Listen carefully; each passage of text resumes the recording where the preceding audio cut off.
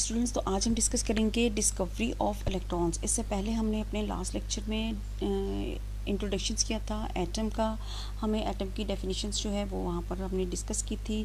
According to scientist atom is made up of 3 fundamental particles, electron, protons and neutrons. Electron, protons और neutrons की क्या properties हैं, हम इस चैप्टर्स में इसको डिस्कस करेंगे further. One by one scientist ने इलेक्ट्रॉन्स, प्रोटॉन्स और न्यूट्रॉन्स की प्रॉपर्टीज़ को, उनके बिहेवियर को और उन पे कौन से चार्जेस हैं, सारा ये डिफरेंट एक्सपेरिमेंट्स के थ्रू एक्सप्लेन किया। तो यहाँ पर हम करेंगे डिस्कवरी ऑफ इलेक्ट्रॉन्स को डिस्कस। इसके लिए यहाँ पर हमारे पास डायग्राम है, इसका स्ट्रक्चर देख लेते हैं। ये एक डिस्चार्ज ट्यूब है, ग्लास डिस्चार्ज ट्यूब है, ठीक है। इसके साथ 2 इलेक्ट्रोड्स जो हैं वो फिट हैं और इन दोनों इलेक्ट्रोड्स के साथ, इलेक्ट्रोड्स क्या होते हैं, इलेक्ट्रोड्स होते हैं, इलेक्ट्रो मीन्स चार्ज, और इलेक्ट्रोड्स की मटेरियल्स होते हैं, ऐसे मटेरियल्स होते हैं जिन पर चार्ज प्लेट्स होती हैं, ये चार्ज प्लेट्स होती हैं, ठीक है।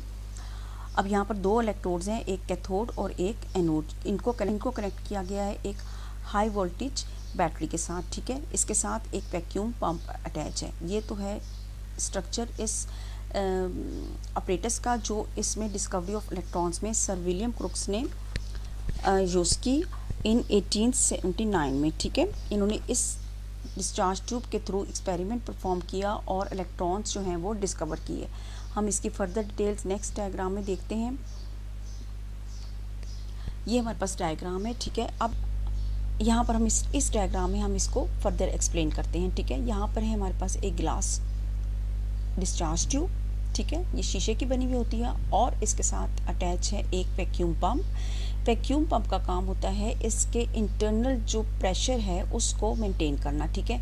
ये discharge tube very low pressure की होती है, जिसका प्रेशर होता है 0.001 ATM। ATM is the unit of atmospheric pressure. हमारे बाहर का जो एटमॉस्फेरिक प्रेशर होता है वो होता है 1 ATM। इस डिस्चार्ज ट्यूब के अंदर का प्रेशर, क्योंकि वेरी लो प्रेशर पर ये कैथोड रेज जो हैं वो प्रोड्यूस होंगी, तो इट्स मीन कि इसलिए इसको मेंटेन रखने के लिए यहाँ पर एक वैक्यूम पंप जो है वो अटैच किया गया है, ठीक है।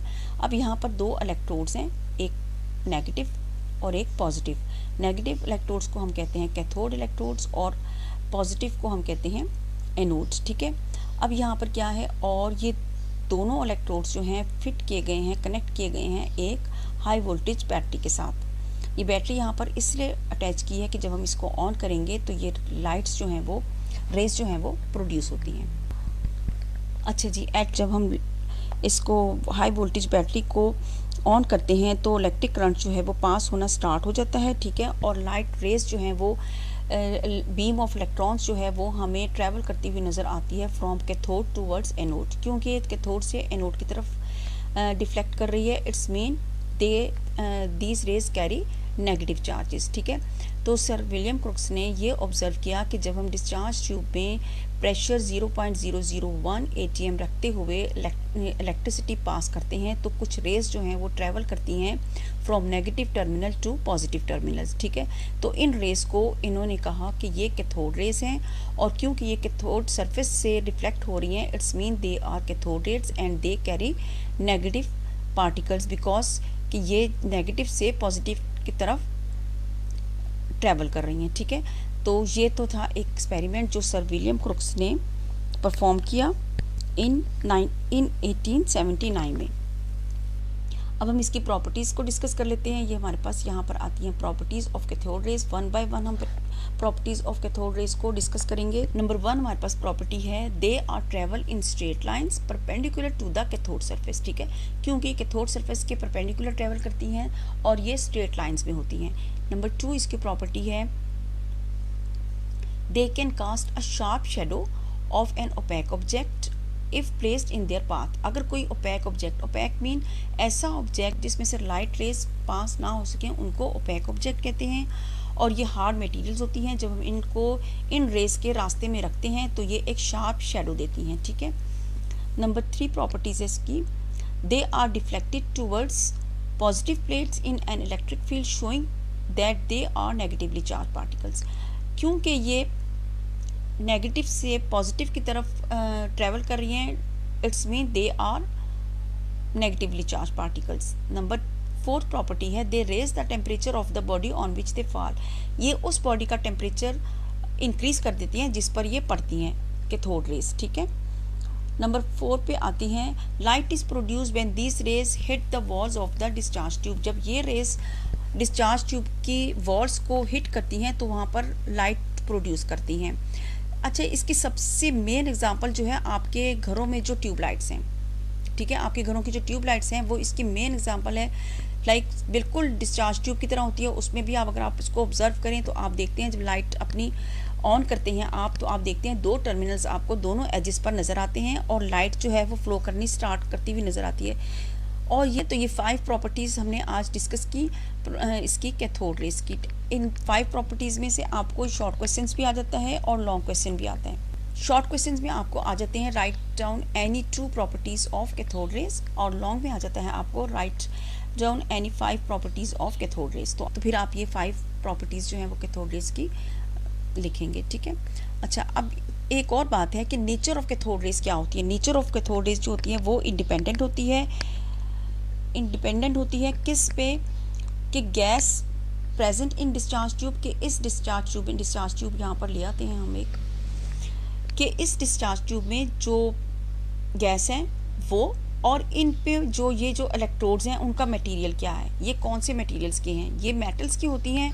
मेटल्स, इन मेटल्स के मटेरियल कौन सा यूज़ किया गया है, ठीक है, इससे कोई इनको फ़र्क नहीं पड़ता। नेचर ऑफ कैथोड रेज जो होती है वो इंडिपेंडेंट होती है gas present in discharge tube और मटेरियल ऑफ कैथोड्स, ठीक है, इनके मटेरियल्स क्या हैं उस पर, और इनमें जो गैस है उस पर कोई इस पर इफेक्ट नहीं पड़ता, इन पे कैथोड रेज पर, ये इंडिपेंडेंट होती हैं। अब यहाँ पर क्या है, एक हम पॉइंट नंबर 2 को और हम देखें कि ये ओपेक ऑब्जेक्ट्स हैं क्योंकि ये एक शार्प शेडो देती हैं, ठीक है, शार्प शेडो देती हैं जब हम ओपेक ऑब्जेक्ट इनके रास्ते में रखते हैं। It's mean they are fast moving particles. ये रेज नहीं है, सिर्फ कैथोड रेज नहीं है, बल्कि ये शार्प मूविंग पार्टिकल्स हैं जिनको कहते हैं इलेक्ट्रॉन्स। तो हमने discovery of cathode raise, discovery of electrons, properties इसकी 5 डिस्कस की हमने, 5 प्रॉपर्टीज़ डिस्कस की हमने, इसकी नेचर ऑफ कैथोड रेज को डिस्कस किया हमने कि ये फास्ट मूविंग पार्टिकल्स हैं और ये इनको हम इलेक्ट्रॉन्स कहते हैं, ठीक है जी स्टूडेंट्स। तो आज हम डिस्कस करेंगे डिस्कवरी ऑफ प्रोटॉन्स। प्रोटॉन्स क्या होते हैं? Protons is the fundamental particle of atom. हमने एटम के डिस्कशन में एटम को डिस्कस किया था और उसकी न्यू एंड ओल्ड डेफिनेशंस हमने डिस्कस की थी। According to new definitions atom is made up of 3 fundamental particles, electron, protons and neutrons, ठीक है। ये 3 पार्टिकल्स होते हैं जिनसे मिलकर एटम बनता है। अब उनमें से डिस्कवरी ऑफ इलेक्ट्रॉन्स भी हम पहले डिस्कस कर चुके हैं, आज हमने करना है डिस्कवरी ऑफ प्रोटॉन। इसके लिए हम यहाँ पर एक डायग्राम ले आते हैं, ठीक है। ये एक डिस्चार्ज ट्यूब है जो आप देख रहे हैं यहाँ पर, ठीक है।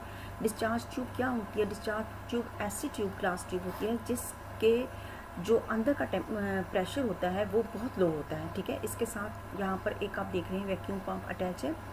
ये सेम वही अपरेटस है जो हमने डिस्कवरी ऑफ इलेक्ट्रॉन्स में किया था, ठीक है। इसके साथ यहाँ पर वैक्यूम पंप अटैच है जिससे हम इसके अंदर का प्रेशर जो है वो हम मेंटेन करें, या हमें जितना लो हमने रखना है उतना हम रखें, ठीक है, इस वैक्यूम पंप के थ्रू। इसका प्रेशर कितना अंदर का रखना है? इसका प्रेशर जो होगा वो अंदर का उतना ही होगा जितना हमने कैथोड रेज में रखा था, 0.0001 ATM, ठीक है। ATM जो होता है मैंने आपको पहले भी बताया था। ATM हमने जब हमने कैथोड रेज का किया था तब मैंने बताया था कि ATM is the unit of atmospheric pressure. Atmospheric pressure जो हमारा बाहर का जो प्रेशर होता है, ये इधर का बाहर का जो प्रेशर होता है वो 1 ATM होता है, लेकिन डिस्चार्ज ट्यूब के अंदर का प्रेशर जो है वो बहुत लो रखना है, इसलिए इसका प्रेशर जो है 10⁻⁴ ATM रखा गया, ठीक है। इसमें 2 इलेक्ट्रोड्स आप देख रहे हैं लगे हुए हैं इस डिस्चार्ज ट्यूब में। एक्चुअली ये डिस्चार्ज ट्यूब होती क्या है? अगर आप के घरों में लगी होती हैं जो आपके रूम्स में ट्यूबलाइट्स को अगर आप गौर से देखें तो वो सेम ये डिस्चार्ज ट्यूब को ही रिप्रेजेंट करती हैं, ठीक है। यहाँ आप देख रहे हैं 2 इलेक्ट्रोड्स लगे हुए हैं। इलेक्ट्रोड्स क्या होते हैं? इलेक्ट्रो मीन होता है चार्ज, ठीक है, और ऐसी प्लेटें जिनके साथ जिनमें चार्ज हो कुछ, ठीक है। तो यहाँ पर ये नेगेटिव इलेक्ट्रोड्स है, ये मेन कैथोड है, ठीक है, इसको कैथोड कहते हैं, और ये जो होता है ये एनोड होता है। अब यहाँ पर क्या है? इसको कैथोड को परफोरेटेड रखा गया। परफोरेटेड होता है ऐसे जालीदार जो होते हैं प्लेट्स होती हैं जिनके अंदर जाली हो, जिनके अंदर होल्स होते हैं, सुराख होते हैं, ठीक है, उनको कहते हैं परफोरेटेड कैथोड रेज। और यहाँ पर क्या है जी, और यहाँ पर ये लगाई हुई है हाई वोल्टेज बैटरी अटैच की हुई है, एनोड के साथ इसका पॉजिटिव टर्मिनल अटैच किया है और कैथोड के साथ इस बैटरी का नेगेटिव टर्मिनल अटैच किया है, because cathode has negative charge and anode has positive charges, ठीक है। क्या होगा जब बैटरी को जब ऑन करते हैं, तो साइंटिस्ट ने देखा, ये थे 1886 में गोल्डस्टाइन ने देखा कि जब कैथोड रेज डिस्कवर कर रहे थे तो एक और पार्टिकल्स होते हैं, एक और रेज निकलती हुई नज़र आई उनको फ्रॉम एनोड टूवर्ड्स कैथोड, उनको एक और एनोड से कैथोड की तरफ ट्रैवल कर रही थी, ठीक है। अब ये रेस क्या है, ये रेस थी केनार्ड रेस, और ये क्योंकि पॉजिटिव से नेगेटिव की तरफ जा रही हैं, it's mean they carry positive charges. यहाँ पर आप देखें सारे प्लस चार्जेस जो हैं ये इकट्ठे हुए हुए हैं जब हमने बैटरी को ऑन किया। अच्छा, अब ये यहाँ पर ये जो ग्लो आप देख रहे हैं ये क्या है, रेड ग्लो। जब ये रेस जाकर इन होल्स में से निकलती हैं और इनकी सरफेस से ग्लास की वॉल से टकराती हैं, इन दो रेड कलर का आप देख रहे हैं, ये किस लिए आया, ये यहाँ पर कोटेड की हुई है, कोट किया हुआ है, यहाँ पर लेयर्स एक लगाई हुई है, किसकी, जिंक सल्फाइड की। जिंक सल्फाइड होता है एक केमिकल है जिसके साथ ये प्रोटॉन्स जो हैं जब जाकर हिट करते हैं तो वो रेड कलर का ग्लो जो है वो प्रोड्यूस करती हैं, ठीक है। तो ये इस तरह ये डिस्कवरी ऑफ प्रोटॉन्स जो हैं वो डिस्कवर हो गई। आज की डिस्कशन में हमने किया discovery of protons.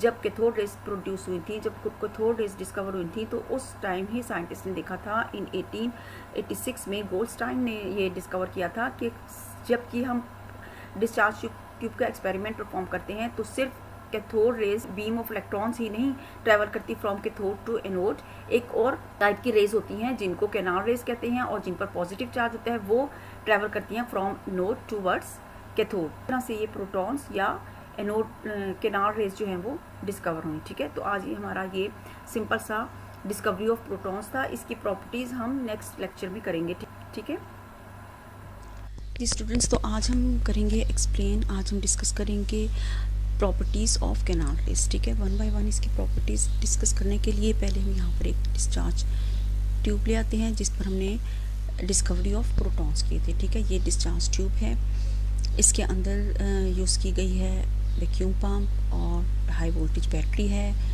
Electric field जब यहाँ पर फ्लो करता है तो फिर क्या होता है, यहाँ से प्रोटॉन्स जो हैं वो बेंड होने स्टार्ट हो जाते हैं टूवर्ड्स इलेक्ट्रोड्स, ठीक है, कैथोड इलेक्ट्रोड्स की तरफ, ठीक है। इन 1886 में गोल्डस्टाइन ने ऑब्जर्व किया था जब कैथोड रेज प्रोड्यूस होती हैं तो उस वक्त ही कुछ और रेज होती हैं जो प्रोड्यूस हो रही होती हैं फ्रॉम, जो ट्रैवल कर रही होती हैं फ्रॉम एनोड टूवर्ड्स कैथोड। तो उसने कहा था कि ये रेज जो होती हैं ये इनको केनार्ड रेज उसने कहा था, और इसमें उसने परफोरेटेड कैथोड जो है वो यूज़ किया था। पर ये तो डिस्कवरी ऑफ प्रोटॉन्स हो गए थे। अब हम यहाँ पर इसकी केनार्ड रेज की प्रॉपर्टीज़ को वन बाय वन डिस्कस करते हैं।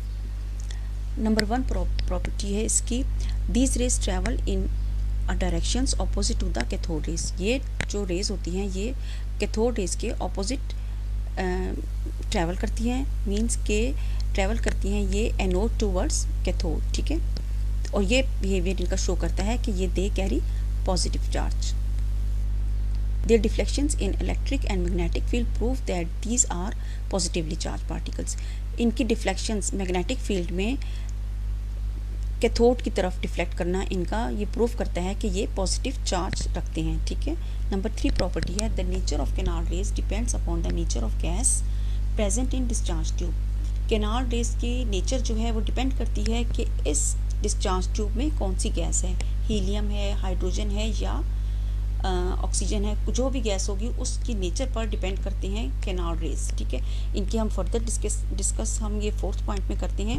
These raise do not originate from the anode. वो कहते हैं कि ये जो केनार्ड रेज हैं ये इस एनोड से, एनोड प्लेट से ओरिजिनेट नहीं होती। मीन कि जब हम ये वोल्टेज जब इलेक्ट्रिक फील्ड जो है हम यहाँ पर प्रोड्यूस करते हैं, या हम इलेक्ट्रिक मैग्नेटिक फील्ड और इलेक्ट्रिक करंट जो हम यहाँ पर देते हैं जब इसको, तो ये रेज जो हैं केनार्ड रेज जो हैं इन एनोड प्लेट से ओरिजिनेट नहीं होती। In fact these rays are produce when the cathode rays और इलेक्ट्रॉन्स कोलाइड। इनफैक्ट ये जब प्रोड्यूस होती हैं जब इनके इलेक्ट्रॉन्स, कैथोड रेज के इलेक्ट्रॉन्स जो हैं वो कोलाइड करते हैं इसमें प्रेजेंट गैस के साथ, गैस के इलेक्ट्रॉन्स के साथ, ठीक है। इस गैस के साथ, गैस में प्रेजेंट इलेक्ट्रॉन्स के साथ जब वो कोलाइड करेंगे तो उसका इलेक्ट्रॉन्स जो है वो उस मॉलिक्यूल्स में से निकाल देंगे। अच्छा, इसकी हम डिस्कस ना डायग्राम के थ्रू नेक्स्ट स्लाइड में कर लेते हैं। यहाँ पर हम पहले इक्वेशन देख लेते हैं। हमारे पास फर्ज करें कि ये एक कोई भी गैस है, ठीक है, और यहाँ पर ये इसका इलेक्ट्रॉन है। ये इलेक्ट्रॉन्स इस गैस के मॉलिक्यूल्स के इलेक्ट्रॉन्स के साथ आयोनाइज करेगा और इसके ऊपर पॉजिटिव चार्ज आ जाएगा इस गैस पे। इस तरह ये प्रोटॉन्स जो हैं वो प्रोड्यूस होंगे। इसकी फर्दर एक्सप्लेनेशन जो है ना इसी पॉइंट की पॉइंट नंबर 4 की हम अपनी नेक्स्ट स्लाइड में कर लेते हैं। यहाँ पर हम ये डिस्चार्ज ट्यूब ले आते हैं और ये पॉइंट भी ले आते हैं, ठीक है। अब इस पॉइंट में उन्होंने कहा क्या है, वो कह रहे हैं इस पॉइंट में कि ये डिस्चार्ज ट्यूब है, ठीक है, ये जो एनोड प्लेट लगी हुई है, ठीक है, इसमें से जो रेस रेड कलर की निकलती हुई दिखा रही हैं, एक्चुअली ये रेस इसमें से ओरिजिनेट नहीं हो रही, ठीक है। हो क्या रहा है कि इस जो कैथोड रेज हैं, जो कैथोड पार्टिकल्स हैं, ये क्या कर रही हैं, ये कैथोड पार्टिकल्स इसमें मौजूद जो गैस है, सपोज इसमें हीलियम गैस है, ठीक है, हम हीलियम का यहाँ पर एक एटम ले आते हैं। जब हम हीलियम के एटम का स्ट्रक्चर देखते हैं तो हमें इसमें 2 प्रोटॉन और 2 इलेक्ट्रॉन्स और 2 न्यूट्रॉन्स नजर आते हैं, ठीक है। हीलियम क्योंकि न्यूट्रल पार्टिकल है, ठीक है, न्यूट्रल होता है बिकॉज के इसके आउटर मोस्ट शेल में 2 इलेक्ट्रॉन्स जो हैं वो रिवॉल्व कर रहे हैं। इट्स मीन्स कि इसका ड्यूप्लेट जो है वो कंप्लीट है, ठीक है। अब इसमें क्या होता है, होता ये है कि कैथोड पार्टिकल्स का इलेक्ट्रॉन इस इलेक्ट्रॉन के साथ आकर हिट करेगा, ठीक है, इसकी रिपल्शन में इस इलेक्ट्रॉन्स को यहाँ से निकाल देगा, ठीक है। जब इस हीलियम के एटम में से ये इलेक्ट्रॉन्स निकल जाएगा तो इसके आउटरमोस्ट शेल में सिर्फ एक इलेक्ट्रॉन रह जाएगा, ठीक है। एक इलेक्ट्रॉन होने की वजह से इसके पास प्रोटॉन्स जो हैं 2 हैं और नंबर ऑफ इलेक्ट्रॉन्स इसके पास कम हो गए, ठीक है। तो फिर इसके पास कौन सा चार्ज आ जाएगा, इसके पास आ जाएगा पॉजिटिव चार्ज। तो इस तरह प्रोटॉन्स जो हैं वो डिस्कवर होंगे, ठीक है, इस तरह प्रोटॉन्स डिस्कवर होंगे और कैनाल रेस जो हैं वो प्रोड्यूस होंगी जब कैथोड पार्टिकल्स के कैथोड रेस का इलेक्ट्रॉन्स इस डिस्चार्ज ट्यूब में मौजूद गैस के एटम के साथ, उसके इलेक्ट्रॉन के साथ आयोनाइज करेगा और उसको आयोनाइज कर देगा और उस सूरत में ये प्रोटॉन्स जो हैं वो कैनाल रेस जो हैं वो प्रोड्यूस होंगी और वो इस परफोरेटेड कैथोड से के होल्स में से निकलेंगी, ठीक है, जिसको कहते हैं, जिसको इन्होंने कहा कि ये कैनाल रेस हैं। इसकी यहाँ पर इक्वेशंस हम देख लेते हैं। हमारे पास यहाँ पर आ रही है हीलियम का हमने गैस ली, ठीक है, उस हीलियम के गैस के साथ, हीलियम के मॉलिक्यूल के साथ, एटम के साथ ये इलेक्ट्रॉन्स जो है ये हिट करेगा और इस तरह हीलियम का प्रोटॉन बनेगा और डिस्कवरी ऑफ प्रोटॉन्स होंगी, ठीक है। अब एक पॉइंट हमारे पास है मैस का। इसका mass of proton is 1840 times more than that of an electrons. Electrons जो है इलेक्ट्रॉन से 1840 टाइम्स हैवियर होता है देन ऑफ इलेक्ट्रॉन्स, ठीक है। इसके वेट को डिटरमाइन करने के लिए साइंटिस्ट यूज़ करते हैं अपरेटस जो है वो मैस स्पेक्ट्रोमीटर है, ठीक है, इनके वेट्स को इलेक्ट्रॉन, प्रोटॉन्स और न्यूट्रॉन्स का वेट करने के लिए। अच्छा, हमारे पास यहाँ पर एक और पैराग्राफ है, इसको भी देख लेते हैं ज़रा, ये आपकी बुक में है, इसको भी डिस्कस कर लेते हैं। These rays are made up of positively charge particles. The mass of charge of these particles depends upon the nature of the gas in the discharge tube, ठीक है ना, ये क्लियर होगी point. Different gases produce different types of positive rays having particles of different masses and different charges, ठीक है ना। यहाँ पर आता है point number 5, most of these particles was found equal to that of protons और simple multiple of it. Simple सी बात है, ठीक है। अच्छा, अब एक और यहाँ पर पॉइंट है, इसको भी आपके लिए डिस्कस कर दूँ। यहाँ पर ये इतना सा मैंने क्रॉप किया इसका डायग्राम का, क्योंकि मैंने आपको सिर्फ इतनी ही डायग्राम्स के बारे में भी बताना था। यहाँ पर परफोरेटेड कैथोड है, ये हमने क्यों यूज़ किया, क्योंकि यहाँ पर एक परफोरेटेड कैथोड यूज़ किया गया है, ठीक है। कैनाल रेज इन होल्स में से पास होती हैं, इन होल्स में से पास होने की वजह से इन रेस का नाम जो है वो कैनाल रेस रखा गया है, ठीक है। These rays pass through holes present in the cathode rays, इसलिए इनको कैथोड, इसलिए इनको कैनाल रेस कहते हैं, ठीक है स्टूडेंट्स। तो आज हमने डिस्कस किया properties of canal rays, 1 by 1 हमने सारी प्रॉपर्टीज़ इसकी कैनाल रेस की डिस्कस कर ली। Topic is discovery of neutron. इससे पहले हम डिस्कवरी ऑफ इलेक्ट्रॉन्स और डिस्कवरी ऑफ प्रोटॉन्स जो हैं वो डिस्कस कर चुके हैं।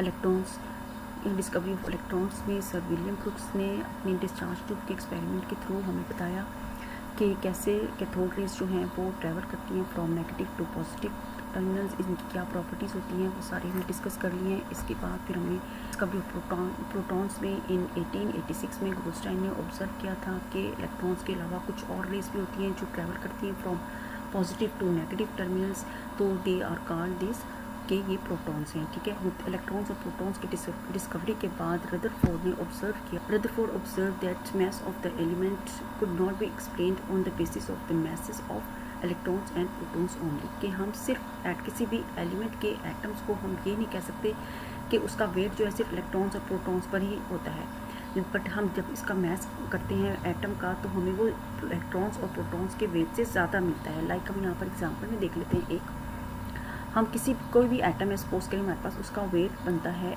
किसी भी एटम का 10 ग्राम्स, लेकिन उसके प्रोटॉन्स और इलेक्ट्रॉन्स को जब हम देखते हैं तो उनका वेट होता है 6 ग्राम। इट्स मीन कि यहाँ पर कोई और पार्टिकल भी है इस एटम के अंदर जो इसका वेट इंक्रीज़ कर रहा है, ठीक है। अब होना तो ये चाहिए था कि एटम में, अगर इसमें किसी भी एटम में सिर्फ प्रोटॉन्स और इलेक्ट्रॉन्स ही हैं तो उसका वेट भी 6 ही आना चाहिए था, ठीक है, 6 ग्राम्स आना चाहिए था, लेकिन इंक्रीज़ है, मैथ जो है वो ज़्यादा है। इट्स मीन के कोई और भी पार्टिकल है कोई इस एटम के अंदर जो इसका वेट जो है वो इंक्रीज़ कर रहा है। इवेंचुअली इन 1932 में जेम्स चैडविक ने डिस्कवर किए न्यूट्रॉन। न्यूट्रॉन के लिए इन्होंने एक एक्सपेरिमेंट किया। इन्होंने क्या किया कि इन्होंने एक अल्फ़ा पार्टिकल्स को बेरिलियम रॉड के साथ टारगेट किया, ठीक है, बेरिलियम रॉड के साथ टारगेट किया अल्फ़ा पार्टिकल्स को, तो उन्होंने देखा हाईली पेनिट्रेटिंग रेडिएशंस जो हैं वो प्रोड्यूस हो रही हैं। जब उन्होंने अल्फ़ा पार्टिकल्स को बेरिलियम के साथ टारगेट किया, बम्बार किए ये अल्फ़ा पार्टिकल्स बेरिलियम रॉड के साथ, तो उन्होंने देखा हाईली पेनिट्रेटिंग रेडिएशंस जो हैं वो प्रोड्यूस हो रही हैं, और ये विदाउट डिफ्लेक्शंस। जब हम यहाँ पर एक पॉजिटिव इलेक्ट्रोड्स और एक नेगेटिव इलेक्ट्रोड्स लगाते हैं, ठीक है, एक पॉजिटिव और एक नेगेटिव इलेक्ट्रोड्स को हाई वोल्टेज बैटरी के साथ कनेक्ट कर दिया, बैटरी को ऑन किया, अल्फ़ा पार्टिकल्स को बेरिलियम रॉड के साथ बम्बार्ड किया। अच्छा, अल्फ़ा पार्टिकल्स क्या होते हैं ये भी आपको बताते हैं। अल्फ़ा पार्टिकल्स होते हैं, एक्चुअली होते हैं हीलियम न्यूक्लाई। न्यूक्लाई किससे बनते हैं ये कि इनके दोनों इलेक्ट्रॉन्स को रिमूव कर दिया जाता है, ठीक है, हीलियम के दोनों इलेक्ट्रॉन्स को रिमूव कर दिया जाता है, तो इसके पास सिर्फ न्यूक्लियस रह जाता है जिसके ऊपर होता है पॉजिटिव चार्ज, और इसको कहते हैं अल्फ़ा पार्टिकल्स, ठीक है। इसका सिंबल होता है He और एटॉमिक मास होता है 4 और एटॉमिक नंबर होता है 2, ठीक है। तो इस तरह ये अल्फ़ा पार्टिकल्स इस न्यूक्लियस ऑफ हीलियम होते हैं। हीलियम क्या न्यूक्लियस होता है जिसको बेरिलियम की रॉड के साथ टारगेट किया, तो हाईली पेनिट्रेटिंग रेडिएशंस जो है वो प्रोड्यूस होती हैं। These radiations were called neutrons. In radiations को कहा गया न्यूट्रॉन्स, क्योंकि डिफ्लेक्ट नहीं हो रही ना पॉजिटिव की तरफ ना नेगेटिव की तरफ, ना पॉजिटिव की तरफ ना नेगेटिव की तरफ डिफ्लेक्शंस अपना शो नहीं कर रही, ठीक है। It's mean they are neutral particles and they are called neutrons. Equations में हम देख लेते हैं इसकी, बेरिलियम के साथ हीलियम को जब बम्बार्ड करते हैं तो कार्बन प्रोड्यूस होता है, ठीक है। सिर्फ न्यूट्रॉन प्रोड्यूस होते हैं जिनका जो एटॉमिक नंबर होता है वो 1 होता है, जो नंबर 1 जो है इसका न्यूट्रॉन जो है 1 नंबर के हमें मिलते हैं, और इसके जो मास होता है वो इक्वलेंट होता है किसके, प्रोटॉन्स के, ठीक है। अब यहाँ पर क्या होता है, और सिर्फ क्या हमें मिल रहा है, सिर्फ कार्बन मिल रहा है, ठीक है, कार्बन बनता है, और हाईली पेनिट्रेटिंग रेडिएशंस प्रोड्यूस होती हैं जो विदाउट डिफ्लेक्शंस पेनिट्रेट करती हैं और डिफ्लेक्शन शो नहीं कर रही ना पॉजिटिव की तरफ ना नेगेटिव की तरफ। अब इनकी प्रॉपर्टीज़ देख लेते हैं। Neutrons are fundamental particles only found in the nucleus, same size and same mass as proton. Neutrons have no electric charge, have no chemical properties, are extremely penetrating through atoms, ठीक है। तो ये हमने आज discuss किया discovery of neutron. जी students, तो आज हम करेंगे रदरफोर्ड एटॉमिक मॉडल। इससे पहले हमने डिस्कस कर लिया एटम को, हमें पता चल गया कि atom has 3 fundamental particles, electron, protons and neutrons, ठीक है। इनकी क्या प्रॉपर्टीज़ थी और इन पर कौन कौन से चार्जेस होते हैं ये भी हमने अपने लास्ट लेक्चर्स में इनको डिस्कस कर लिया। Electrons carry negative charge, protons positive and neutrons neutral होते हैं, इन पर कोई चार्ज नहीं होता, ठीक है। तो ये हमें स्ट्रक्चर पता चल गया कि ये एटम का स्ट्रक्चर होता है, और डिस्कवरी भी हमने कर ली इसकी। अब हम देखते हैं, रदरफोर्ड ने देखा कि अगर ये एटम में इलेक्ट्रॉन्स, प्रोटॉन्स और न्यूट्रॉन्स आखिर ये कहाँ पर, इनकी अरेंजमेंट क्या होती है एटम में, और ये किस तरीके से रहते हैं, या ये एक जगह स्टक रहते हैं या ये रिवॉल्व करते रहते हैं, इसको देखने के लिए रदरफोर्ड ने एक एटॉमिक मॉडल, एक अपना एक्सपेरिमेंट किया एटॉमिक मॉडल का, जिसमें उन्होंने अपरेटस लिया, गोल्ड फॉइल ली, जिसकी थिकनेस थी 0.0004 सेंटीमीटर थिकनेस थी, ठीक है। इस गोल्ड फॉइल की एक बारीक सी लेयर थी, लाइक जिस तरह आप कह लें एक आपका पेपर होता है, आपके बुक का पेपर जितना बारीक होता है उतनी बारीक एक ये गोल्ड फॉइल ली इन्होंने, ठीक है, जो कि गोल्ड की थी।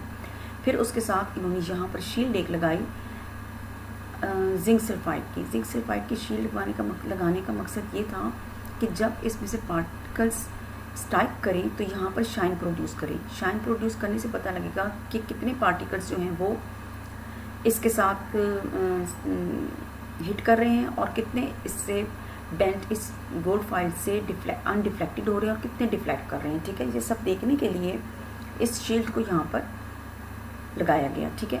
फिर यहाँ पर एक बॉक्स लिया, उसके अंदर अल्फ़ा पार्टिकल्स रखे गए। अल्फ़ा पार्टिकल्स क्या होते हैं ये हम देख लेते हैं, मैंने आपको अपनी लास्ट वीडियोस में बताया था।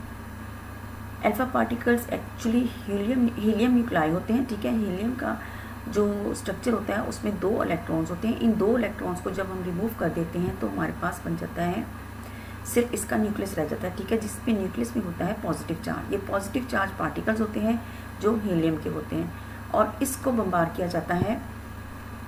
तो क्या किया कि देखा इस चैम्बर में इन पार्टिकल्स को रखा और बीम ऑफ अल्फ़ा पार्टिकल्स जो हैं वो इमिट की इस बॉक्स में से जो हिट कर रही थी इस गोल्ड फॉइल को। इसकी थिकनेस होती है 0.0004 सेंटीमीटर थिकनेस, लाइक जिस तरह आपके बुक का या आपकी कॉपी का जो पेपर होता है उसकी थिकनेस उसकी तरह का होता है ये पेपर एक, ठीक है, गोल्ड फॉइल।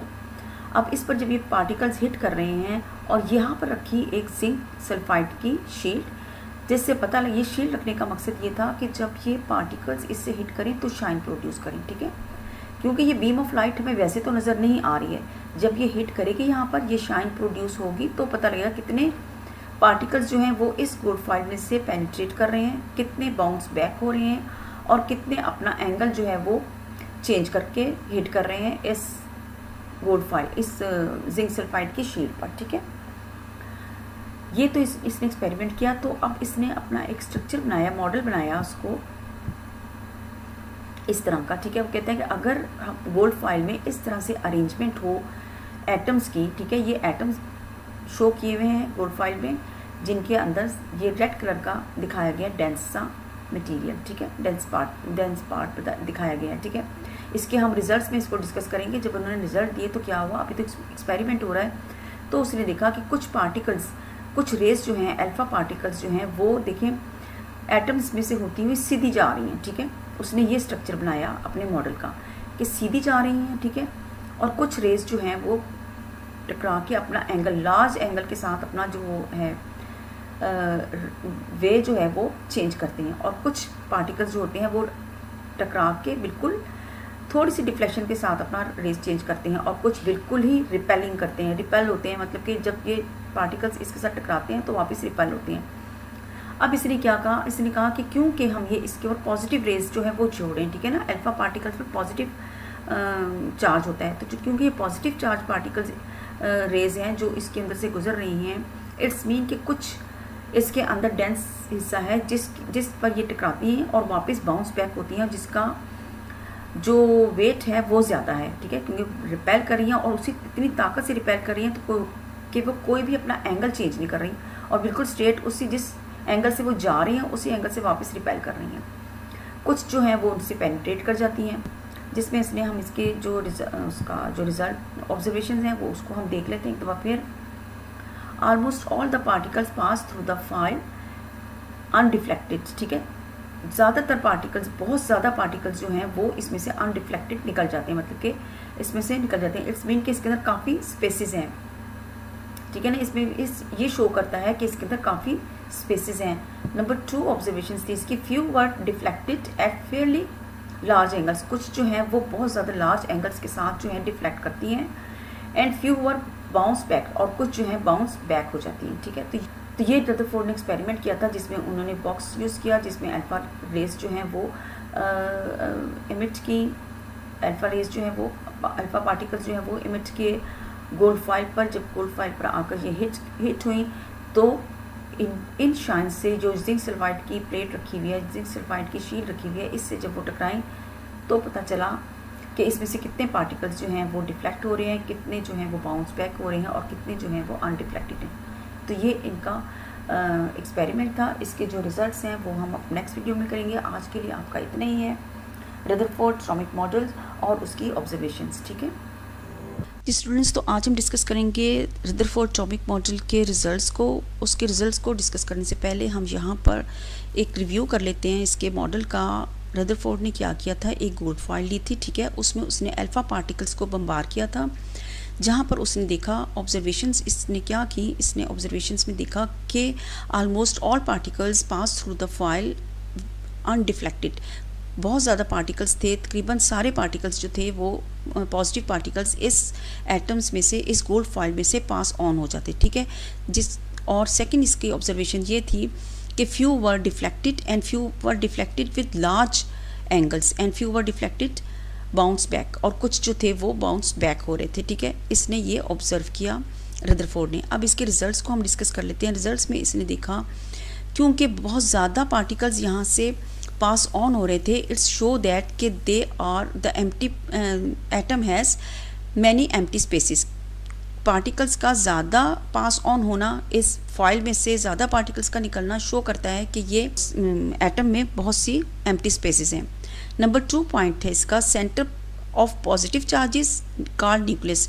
इसने कहा कि जो कुछ पार्टिकल्स जब इसके साथ आकर हिट करते थे तो बहुत कम पार्टिकल्स थे जो टकरा कर वापस जा रहे थे और अपना एंगल जो है वो चेंज कर रहे थे। ये शो करता है कि इसके ऊपर सेंटर पार्ट जो है वो एटम का वो न्यूक्लियस है, ठीक है, और उस पर पॉजिटिव चार्ज है।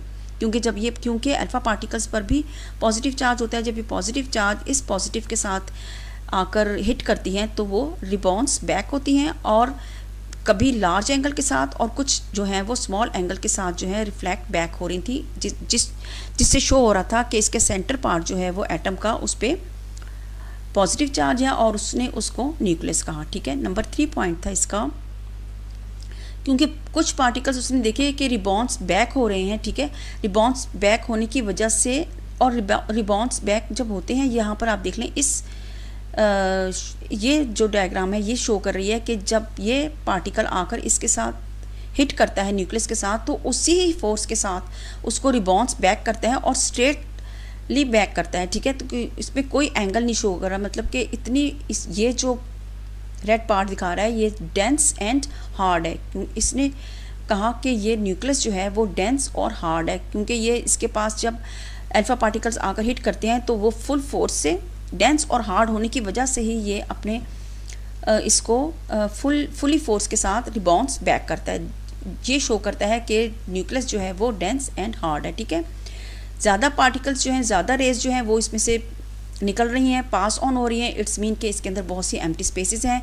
कुछ रेज जो हैं वो रिबाउंस बैक हो रही हैं, जो शो करता है कि इसके अंदर न्यूक्लियस जो है वो सेंटर पार्ट जो है वो न्यूक्लियस का है, और rebounce back, fully rebounce back होने की वजह से जो पार्टिकल्स ज़्यादा रिबाउंस बैक हो रहे हैं और कोई डिफ्लेक्शन शो नहीं कर रहे, रिबाउंस बैक हो रहे हैं, इट्स मीन कि the nucleus is very hard and dense particle, ठीक है।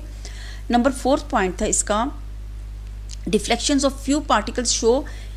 फ्यू पार्टिकल्स की डिफ्लेक्शन शो करती है कि न्यूक्लियस का साइज़ जो है वो छोटा है, ठीक है, क्योंकि कम पार्टिकल्स जो हैं वो डिफ्लेक्ट बैक हो रहे हैं। इट्स मीन कि न्यूक्लियस का साइज़ जो है वो बहुत स्मॉल है। नंबर 5 इसका पॉइंट था कि electrons revolves around the nucleus, के इसके इर्द गिर्द जो है इलेक्ट्रॉन्स जो हैं वो रिवॉल्व्स कर रहे हैं, ठीक है, और सेंटर जो है वो न्यूक्लियस है। ये इसका 5th पॉइंट था। 6 पॉइंट पे इसने कहा कि atom is neutral.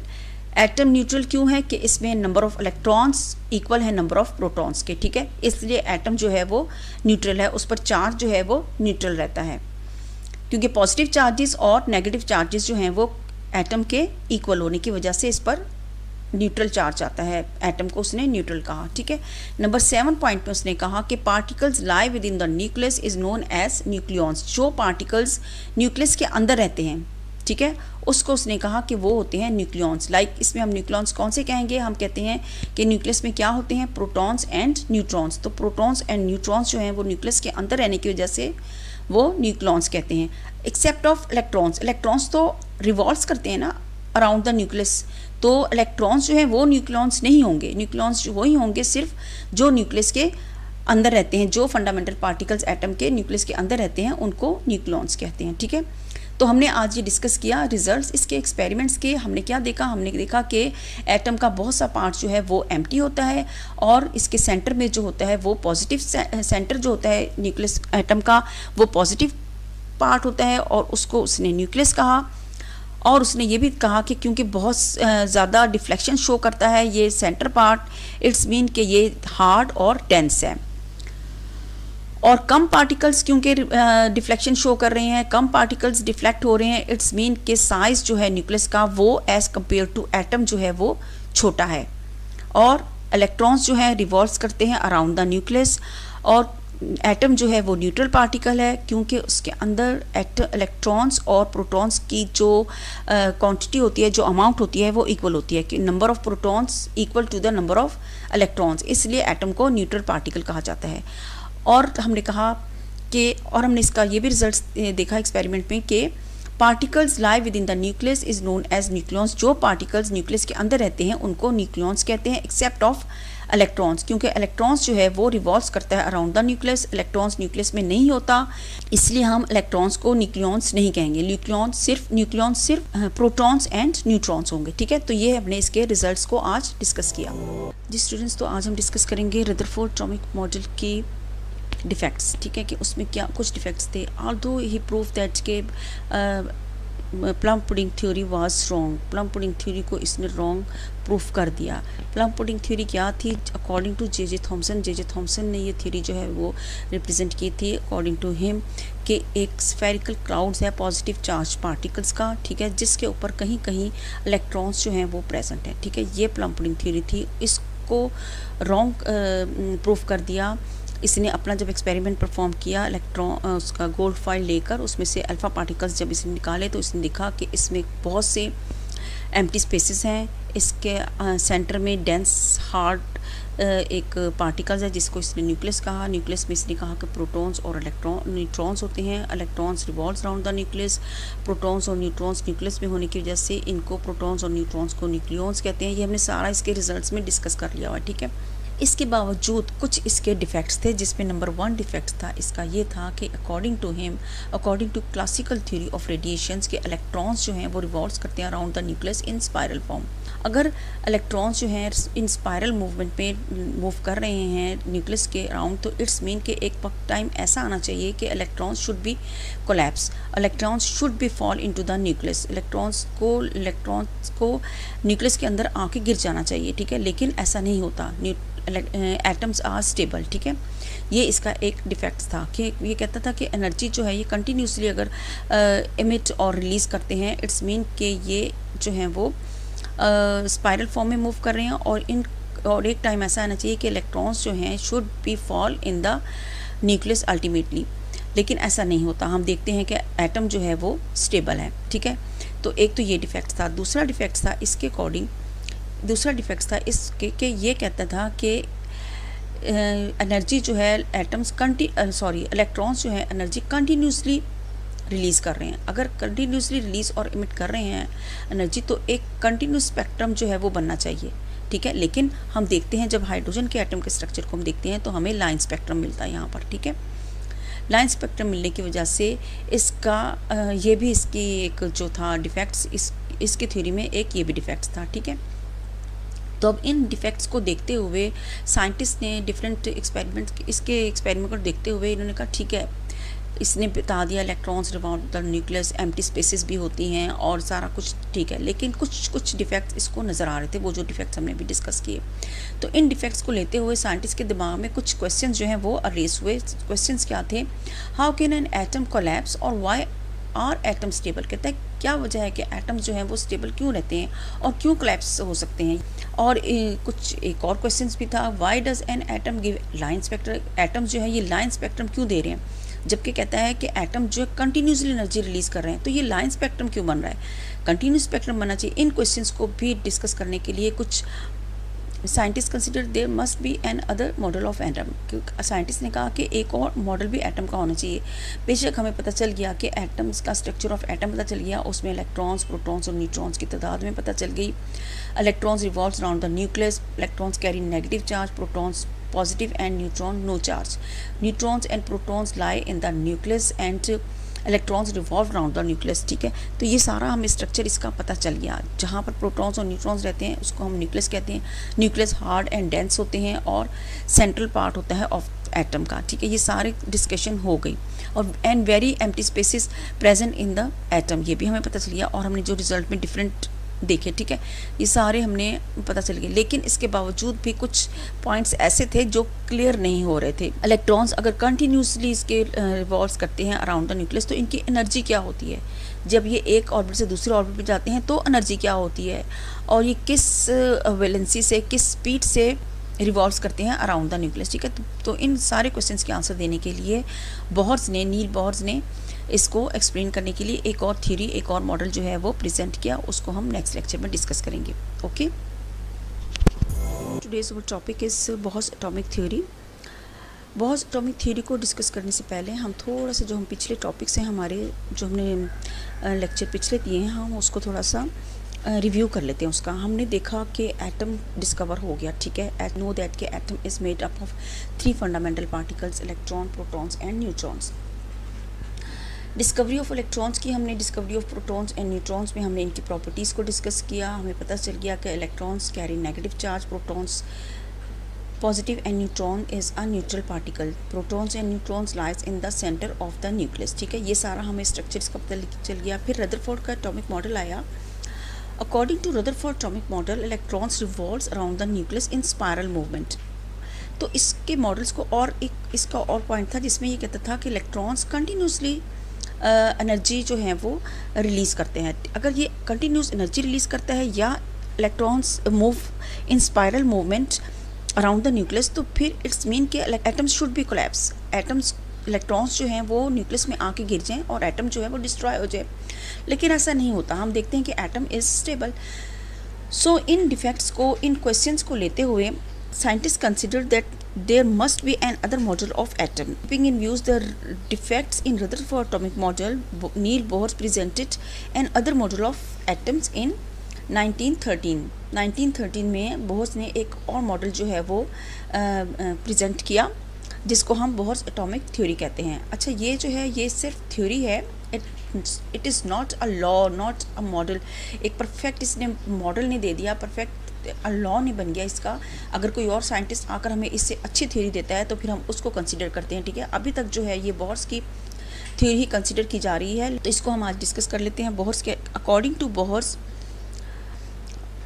Electrons revolves around the nucleus does not emit और एब्जॉर्ब एनर्जी कंटिन्यूसली, ठीक है। कि इलेक्ट्रॉन्स जो हैं वो अराउंड द न्यूक्लियस मूव करते हैं इन अ स्पेसिफिक ऑर्बिट, ठीक है। इनका अपना एक ऑर्बिट होता है और उसी ऑर्बिट में ये मूवमेंट करते रहते हैं। एक इसको इसने कहा कि ये जो होते हैं ये एनर्जी लेवल होते हैं, ठीक है। The energy of a revolving electrons is quantized as it revolves only in orbit of fixed energy level called the energy level. उसने कहा कि ये इलेक्ट्रॉन्स जो हैं around the nucleus fix energy से रिवॉल्व करते हैं और इसको इसने एनर्जी लेवल कहा, ठीक है। तो ये इसका बोहर्स का, ठीक है, कुछ पोस्टुलेट्स इसने डिस्कस किए, वो हम यहाँ पर डिस्कस कर लेते हैं। नंबर 1 इसका पोस्टुलेट था कि अगर हम हाइड्रोजन का एटम कंसीडर करते हैं, ठीक है, तो क्या होता है, the hydrogen atom consist of a tiny nucleus and electrons are revolving in one of circular orbit of radius around the nucleus.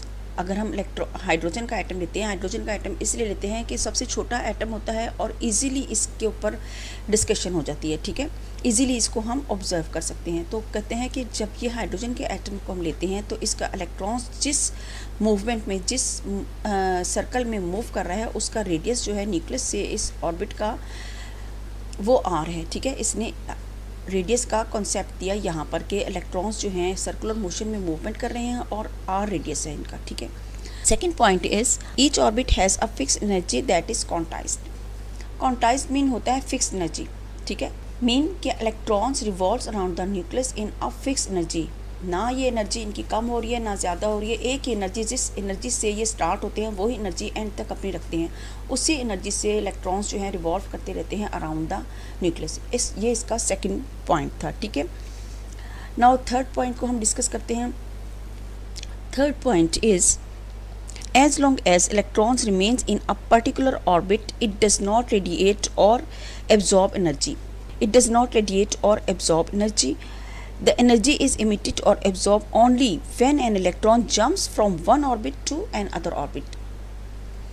Mean के इलेक्ट्रॉन्स जो हैं ये रिवॉल्व कर रहे हैं अराउंड द न्यूक्लियस, एक फिक्स एनर्जी से रिवॉल्व करते जा रहे हैं, ठीक है, जो हमने सेकंड पॉइंट में पढ़ा। इनकी एनर्जी ना रिलीज़ हो रही है ना एब्जॉर्ब हो रही है।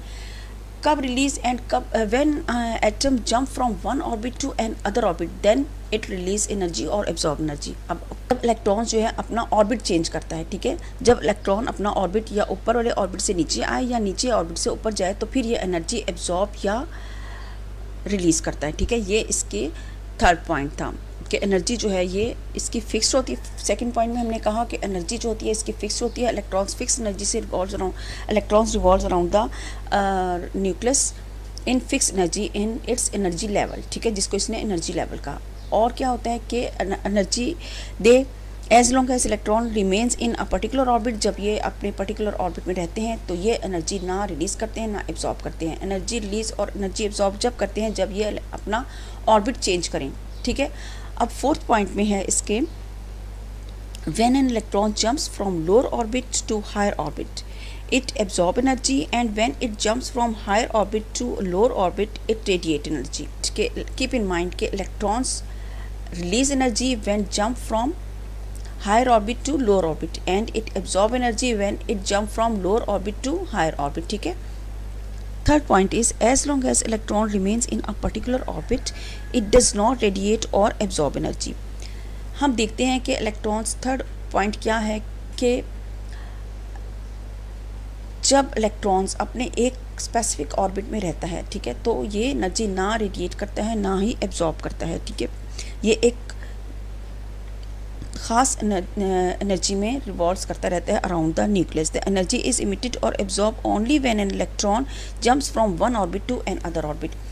इलेक्ट्रॉन्स जब एनर्जी रिलीज या एब्जॉर्ब करता है जब ये अपना ऑर्बिट छोड़ता है, ठीक है, या ऑर्बिट ये एक ऑर्बिट से दूसरे ऑर्बिट में जब जंप करता है तो तब ये अपनी एनर्जी एब्जॉर्ब या रिलीज़ करता है, ठीक है। तो ये इसका थर्ड पॉइंट था। फोर्थ पॉइंट क्या था? Fourth point is when electrons jump from higher orbit to lower orbit it release energy, ठीक है। जब ये हायर ऑर्बिट से लोअर ऑर्बिट की तरफ आता है तो एनर्जी रिलीज़ करता है, E1 से E2 हो जाती है एनर्जी, ठीक है। तो ये क्या हो रही है? ये एनर्जी चेंज हो रही है, E2 से E1 से E2 हो रही है, ठीक है। And when electron jump from lower orbit to higher orbit, जब ये लोअर ऑर्बिट से हायर ऑर्बिट की तरफ जंप कर रहा है तो इसमें क्या हो रही है? एनर्जी एब्जॉर्ब हो रही है, ठीक है। तो ये भी चेंज इन एनर्जी हो रही है। एनर्जी क्या हो रही है? E2 से E1 हो रही है। अंडरस्टैंड? ये फोर्थ पोस्टुलेट है इसका। थर्ड पोस्टुलेट था कि electrons revolves around the nucleus in fix energy and when they jump from when they change their orbit they change the energy। जब ये अपना ऑर्बिट चेंज करते हैं तो फिर इसकी एनर्जी चेंज होती है, या रिलीज होती है या एब्जॉर्ब होती है। फोर्थ पॉइंट में हमने देखा कि electrons release energy when they jump from higher orbit to lower orbit. The change in energy हुई E1 टू E2 हो गई, and when they jump from lower orbit to higher orbit they absorb energy and change energy change from E2 to E1, ठीक है। ये change in energy, तो change in energy को हम कहते हैं कि change in energy is equal to delta E, ठीक है। तो delta E is equal to E2 minus E1, ये हमारे पास चेंज इन एनर्जी आती है। डेल्टा E को हम ये भी कह सकते हैं कि ये delta E is equal to E2 minus E1 is equal to H mu, ठीक है। ये H म्यू के इक्वलेंट होती है। H क्या है यहाँ पर? H is a Planck constants की वैल्यू होती है 6.63 मल्टीप्लाई बाई 10⁻34 जॉल्स, ठीक है। और म्यू की वैल्यू है यहाँ पर, mu is a frequency of light, ठीक है। तो ये हमारे पास हो गया पॉइंट नंबर 4। अब पॉइंट नंबर 5 को हम इसके पोस्टुलेट नंबर 5 को डिस्कस कर लेते हैं। पोस्टुलेट नंबर 5 है इसका fix angular momentum. Electrons can revolve only in orbit in a fixed angular momentum MVR, जिसको हम MVR कहते हैं, ठीक है। इलेक्ट्रॉन्स कहते हैं, इलेक्ट्रॉन्स जो हैं क्योंकि angular momentum, electrons revolves around the nucleus in angular momentum, the angular momentum is MVR। MVR is equal to NH/2 pi. इसको हम डायग्राम से यहाँ पर डिस्कस कर लेते हैं कि MVR कैसे बनता है, ठीक है। एंगुलर मोमेंटम हम कह रहे हैं। एंगुलर मोमेंटम जो होता है किसी भी बॉडी का, जो बॉडी सर्कुलर मूवमेंट करती है उसको हम कहते हैं कि वो एंगुलर मोमेंटम में मूवमेंट कर रही है। अब यहाँ पर बॉडी कौन सी है? बॉडी है यहाँ पर इलेक्ट्रॉन्स, ठीक है। इलेक्ट्रॉन्स क्या यहाँ पर आ जाएगा, M जो है यहाँ पर M is represent by the mass of electron, ठीक है। V is the velocity of electrons in which electrons move around the nucleus. वो वेलोसिटी इलेक्ट्रॉन्स के, जिस वेलोसिटी के थ्रू ये इलेक्ट्रॉन्स जो है अराउंड द न्यूक्लियस रिवॉल्व्स कर रहा है, ठीक है, उसको V कहते हैं। R is the radius of the electrons and nucleus, जिस रेडियस से इलेक्ट्रॉन्स मूव कर रहा है अराउंड द न्यूक्लियस, मतलब कि न्यूक्लियस से लेकर इस इलेक्ट्रॉन तक का सर्कुलर मूवमेंट में रिवॉल्व करना एक सर्कल बनाता है, ठीक है। इस सर्कल का एक रेडियस होता है, इस रेडियस को हम कहते हैं कि ये R है, ठीक है। अब यहाँ पर N क्या है, बात करते हैं N की। N is the number of orbit having value 1 2 3। ये देखिए, नंबर 1 ऑर्बिट होगा, N is equal to number 1, N is equal to 2, मतलब कि second orbit 2 number, third orbit 3 and fourth orbit and so on, ठीक है। इस तरह ऑर्बिट जितने ज़्यादा बढ़ते जाएंगे उतनी ही इसकी जो नंबर है वो इंक्रीज होते जाएंगे। Basically N is the number of orbit on which the electrons moving around the nucleus, ठीक है, इसको हम कहते हैं। और डेल्टा E हमें पता चल गया, डेल्टा E क्या है, चेंज इन एनर्जी है, E2 माइनस E1। और डेल्टा E किसके इक्विवेलेंट होता है, H म्यू के। H हमें पता चल गया कि H is the Planck constant और mu is the frequency of light. अच्छा जी, ये हमारे पास आ गए, इसके 5 पॉइंट्स हमने डिस्कस कर लिए, ठीक है। अब हमारे पास आता है एक क्वेश्चन जो मोस्टली पेपर्स में आता है और बहुत इंपॉर्टेंट क्वेश्चन है, 2 मार्क्स का होता है। स्टूडेंट्स, इस क्वेश्चन को आपने कभी नहीं छोड़ना। Find out the value of angular momentum of orbit 2, ठीक है। ऑर्बिट 2 मीन्स N, यहाँ पर हमें N का नंबर पता चल गया। कहते हैं कि एक आपके पास ऑर्बिट 2 है, उसका आप एंगुलर मोमेंटम बताएं क्या होता है। तो हम इजीली कैलकुलेट कर सकते हैं कि हमारे पास फार्मूला है MVR is equal to NH over 2 pi. इनकी हमें सबकी वैल्यूज़ पता चल गई। N की हमें वैल्यू नहीं पता थी, उन्होंने हमें बता दी कि 2 है, ठीक है। N की वैल्यू 2 है, 2 ऑर्बिट का कह रहे हैं, एंगुलर मोमेंटम आप फाइंड आउट करें। तो हमारे पास वैल्यूज़ क्या क्या हमारे पास गिवन डाटा है, N is equal to 2, H की वैल्यू हमें पता है 6.63 multiply by 10 raise to power 34 joules, ठीक है। ये जॉल सेकंड इसका यूनिट है। जैसे कि यूनिट सबके हम देखते हैं कि यूनिट होता है, हर चीज़ का मेजरमेंट के लिए कोई ना कोई यूनिट होता है। बाज़ार में हम कुछ सब्ज़ी वगैरह लेने जाते हैं, किलोस में लेते हैं, बनानास हम डजन्स में लेते हैं, कोई हमने राइस वगैरह लेने होते हैं तो वो हम किलोग्राम्स में लेते हैं, कपड़ा वगैरह लेते हैं तो हम यार्ड्स में लेते हैं ना। तो हर चीज़ की एक यूनिट होता है। तो इसी तरह प्लैंक्स कांस्टेंट का, H का भी यूनिट है। नेक्स्ट हमारे पास आता है पाई की वैल्यू होती है जी 3.14 या इसकी वैल्यू 22/7 भी होती है, ठीक है। तो ये इसकी वैल्यू भी फिक्स होती है पाई की। अब हमें वैल्यूज सबकी पता चल गई, ठीक है। हम एंगुलर मोमेंटम इजीली हम इसका कैलकुलेट कर सकते हैं। हमने फाइंड आउट क्या करना है, एंगुलर मोमेंटम ऑफ ऑर्बिट 2 का हम क्या करेंगे, इस फार्मूला के अंदर इसकी वैल्यूज पुट कर देंगे, ठीक है। मल्टीप्लाई किसके साथ हमने करना है, इसको, ये देखें ये 2 है और इसका प्लैंक कांस्टेंट H की वैल्यू लगा दी यहाँ पर 6.63 multiply by 10 raise to power -34, ठीक है। इसको हमने ब्रैकेट में लिख दिया क्योंकि इसके साथ मल्टीप्लाई का साइन लगा लें आप, या इसको ब्रैकेट कर लें, ठीक है। इसको इसके साथ मल्टीप्लाई करना है। इसकी जो 10 की पावर्स होती है हम इसको एज इट इज ही रखते हैं, इसको हम नहीं कैलकुलेशंस में इंक्लूड करते, ठीक है। डिवाइडेड बाय 2 कौन सा है, ये फार्मूले का 2 है और पाई की वैल्यू यहाँ पर पुट डाउन करती, ठीक है, 3.14। इन दोनों को मल्टीप्लाई किया, इनको मल्टीप्लाई किया, इसको मल्टीप्लाई करके इसके साथ डिवाइड किया तो हमारे पास आंसर आ जाता है 2.111 multiply by 10 raise to power 34 joules second, ठीक है। तो ये हमारे पास इसका आंसर आ गया। तो ये मैंने आपको एक शॉर्ट क्वेश्चंस भी इसके साथ करवा दिया जो बहुत इंपॉर्टेंट है। तो इस तरह हमने आज जो डिस्कस किया, बहुत एटॉमिक मॉडल्स किया। अच्छा, एक और बात यहाँ पर आपको बता दूँ कि atoms depends on the electron present in the atom या protons present in the atom. यहाँ पर 2 एटम्स आपको कंपेयर करवा रही हूँ। एक मैंने लिया है हाइड्रोजन का atom and second is beryllium, ठीक है। बेरिलियम्स के 4 इलेक्ट्रॉन्स होते हैं, ठीक है, 4 प्रोटॉन्स होते हैं। इट्स मीन के इसके जितने हमने पहले चैप्टर्स में पढ़ चुके हैं, फर्स्ट चैप्टर में कि electrons and protons equal, always equal, ठीक है। इलेक्ट्रॉन्स एंड प्रोटॉन्स हमेशा इक्वल होते हैं, जितने किसी एटम में प्रोटॉन्स होंगे उतने ही उस एटम में इलेक्ट्रॉन्स होंगे। इसके पास एनर्जी लेवल कितना है, 1 है, ठीक है। ये क्या है, इसका एनर्जी लेवल है। बोहर ने इंट्रोड्यूस करवाया है energy level, keep in mind के बोहर ने इंट्रोड्यूस करवाया है एनर्जी लेवल। इनको हम ऑर्बिट्स भी कह सकते हैं, लेकिन एनर्जी लेवल कहते हैं क्योंकि ये इलेक्ट्रॉन्स जो है एक ख़ास एनर्जी के थ्रू इस इलेक्ट्रॉन्स इस ऑर्बिट में रिवॉल्व कर रहे हैं, ठीक है।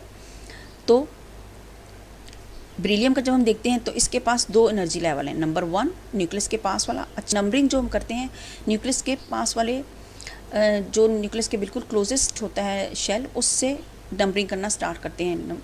इसको हम कहेंगे n = 1, इसको हम कहेंगे नंबर 2, ठीक है। जैसे जैसे शेल इंक्रीज, एटम बड़ा होता जाएगा, इट्स मीन कि जब किसी एटम में इलेक्ट्रॉन्स की तादाद जो है वो ज़्यादा होती जाएगी, उसके अंदर ऑर्बिट भी इंक्रीज़ होते जाएंगे, ठीक है।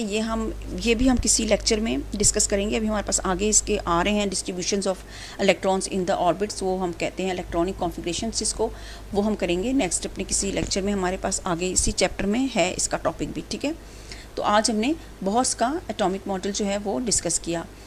अब इसको ज़रा सा देख लेते हैं। यहाँ पर इन्होंने थोड़ा सा समराइज़ किया हुआ है इस लेक्चर को। In this model the electrons orbit the nucleus of an atom, the energy levels are quantized mean fixed, and electrons only exist when the energy level n is defined value, ठीक है, जब उनकी values दी जाती हैं। इसमें number 1 में है, number 2 में है कि नंबर 3 में है, ठीक है। ये हमने आज बोहर्स एटॉमिक मॉडल में डिस्कस किया। हमने इसके एनर्जी लेवल्स डिस्कस किए, नंबर डिस्कस किए, चेंज इन एनर्जी डिस्कस की, प्लैंक कांस्टेंट डिस्कस किया, इसका रेडियस जो होता है वो हमने डिस्कस किया, ठीक है। इसके बोहर्स एटॉमिक थ्योरी में इसने ये हमें सारे हमने पोस्टुलेट्स जो हैं वो इसके 1 बाय 1 हमने सब डिस्कस कर लिए, ठीक है। अब हमारे पास यहाँ पर आता है थोड़ा सा इसके पोस्टुलेट्स को हम मज़ीद डिस्कशन में इंक्लूड कर लेते हैं। मैंने ये आपके लिए मुझे अच्छा लगा था ये स्लाइड भी, मैंने कहा ये भी आपके साथ शेयर कर लेती हूँ। Negatively charge electrons orbit the positively charge nucleus in circular orbit forming electron shells, ठीक है। क्या कहता है ये इस पॉइंट पे कि negatively charge particles that are electrons क्या कर रहे हैं, ऑर्बिट कर रहे हैं पॉजिटिव चार्ज पार्टिकल्स को। पॉजिटिवली कौन सा पार्टिकल्स है, न्यूक्लियस पर पॉजिटिव चार्ज होता है because the presence of protons, क्योंकि इस पर प्रोटॉन्स प्रेजेंट होते हैं। न्यूट्रॉन्स जो होते हैं वो तो न्यूट्रल होते हैं, ठीक है। Electrons do not radiate, electrons radiate नहीं करते। Electrons orbit at certain distance from the nucleus, ठीक है, एक सर्टेन डिस्टेंस रखते हैं फ्रॉम द न्यूक्लियस। ये नहीं करते कि इलेक्ट्रॉन्स अपना बार बार डिस्टेंस जो है वो चेंज करें। एक डिस्टेंस के थ्रू अगर इलेक्ट्रॉन्स रिवॉल्व कर रहा है तो उसी डिस्टेंस में ही रहेगा, ठीक है, और उसी एनर्जी लेवल में रहेगा, क्योंकि इसकी एनर्जी जो है वो क्वांटाइज्ड है। क्वांटाइज्ड मीन फिक्स्ड है। Electrons gain energy to move to higher orbits और लूज एनर्जी टू ड्रॉप और लोअर ऑर्बिट्स इमिटिंग प्रोटॉन्स, ठीक है। आज हमने डिस्कस किया बोहर्स एटॉमिक थ्योरी, ठीक है। तो स्टूडेंट्स आपके लिए वीडियो बनाई है तो काइंडली आप इसको लाइक किया करें, और अगर आपने चैनल सब्सक्राइब नहीं किया तो वो भी सब्सक्राइब करें, लाइक किया करें, क्योंकि आपकी बड़ी मेहनत से वीडियोस बनाई जाती हैं, बहुत मेहनत से बनाती हूँ तो लाइक तो बनता है ना, ठीक है। तो आप लाइक ज़रूर किया करें। आपने सब्सक्राइब तो किया हुआ सबने, लेकिन लाइक नहीं करते आप लोग वीडियो को, ठीक है। आप लोग